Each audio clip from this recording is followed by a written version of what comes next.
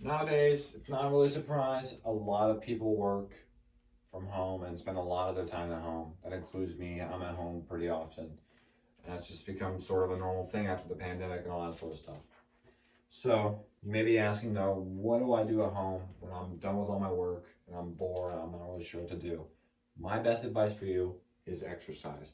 Exercising is so important for you now and you in the future. It's just exercising is so important for you. But it is not easy.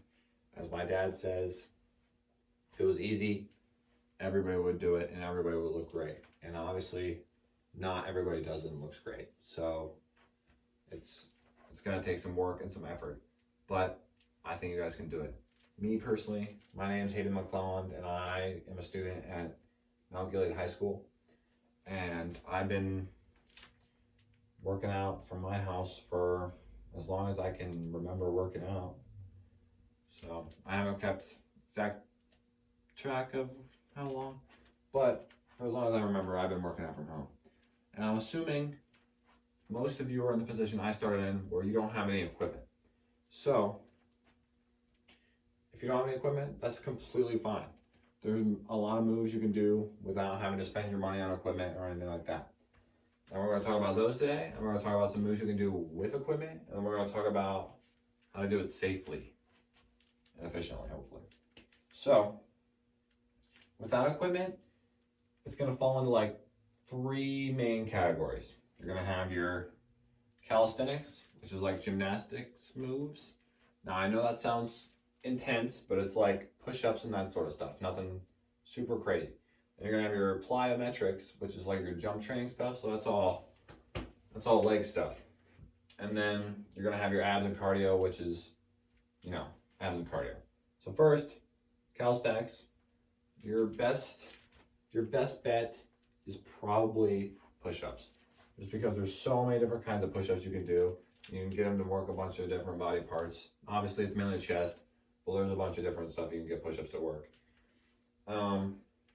Another good one is probably dips. Dips are really good. As long as you don't have something that'll slide out from under you, dips are really, you don't need any equipment for them really, you just need a chair, and they're really good. And then, so next, plyometric stuff. That's your two big ones are probably going to be different kinds of squats, and then lunges are probably your big plyometric moves. That'll be really effective. And then abs and cardio. So your cardio, just running, jogging, running upstairs or walking upstairs or downstairs or whatever.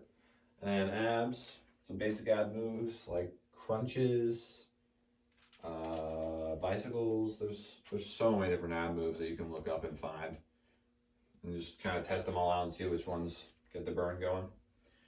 And then, so that's all stuff without equipment. Let's talk about some stuff you can do with some simple equipment that isn't too expensive, and then we'll get to some more expensive equipment.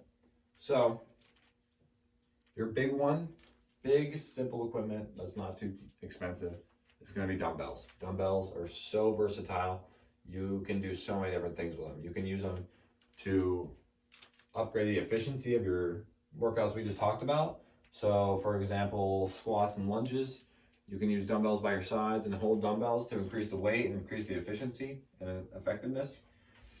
And then they also unlock so many different new moves like curls, there's flies, there's all kinds of different stuff. Extensions, there's so many different moves you can do with dumbbells. So, but now let's talk about some slightly more expensive equipment. And your probably best bet in that department is like a barbell and a rack if you're really trying to really get into it. A barbell and a rack are really good. They unlock so many different possibilities. You can do bench press, which is probably my favorite, and I'm assuming a lot of other people's favorite exercise. And there's also, you can do barbell squats, which I personally hate because I hate squats. I don't know if it's because I got long legs or what, but I just cannot stand them. And there's so many other things you can do and so many other pieces of equipment you can get out there, obviously. But that's just some basic knowledge. Now let's kind of talk a little bit about how to do it safely. So all the information I got is from a post made on a website I found called everydayhealth.com, and the post was made by Key Alicia Fetters. And basically in this post, a lot of it was a big recommendation to do before your at-home exercises was to look up how to do them on YouTube and how to do the form and stuff like that beforehand, because it is really important to know how to properly do the moves so you don't hurt yourself doing them. And also another big thing is to stay focused like you would be at like a normal gym. Don't be trying to watch like a TV show and trying to do a crazy move or anything like that. It's just not going to turn out well. Don't do it. Try and stay focused on what you're doing. And just mainly make sure you know what you're doing, learn how to do it, practice it, and just don't overstress the muscles. Don't overwork one muscle group, because that's not going to end out well. And then just doing moves properly is the best way to make sure that you don't hurt yourself. So that's all I really got for you.